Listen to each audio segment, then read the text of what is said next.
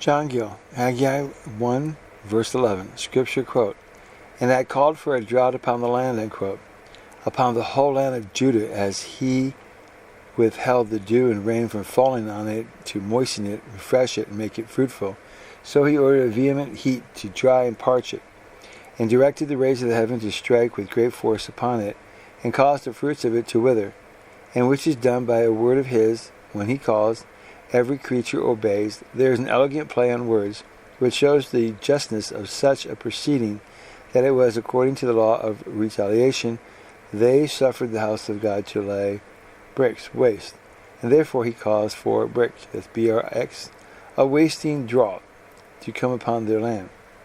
Scripture quote, "And upon the mountains," unquote, where the herbage grew, and the herbs of cattle and flocks of sheep were fed. But now the grass of the drought was withered away, and so no pasture for them, and in course must perish. Scripture quote, "And upon the corn, and upon the new wine, and upon the oil," unquote.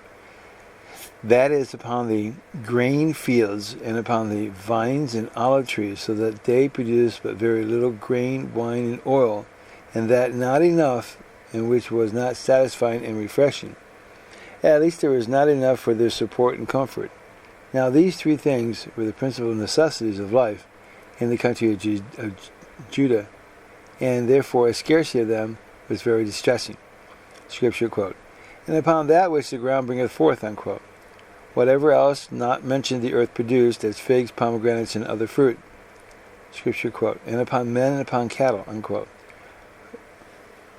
who not only suffered in this drought by the above said things it came upon, but by diseases it produced upon them, as the pestilence and fever among men, and murrain upon the cattle. Scripture quote, "And upon all the labor of the hands," unquote, of men, whatsoever fields and gardens, trees and plants of every kind that are settled and cultivated by them, of this drought and the famine that came upon it, we nowhere else read, but there is no doubt to be made of it." End of Haggai, chapter 1, verse 11.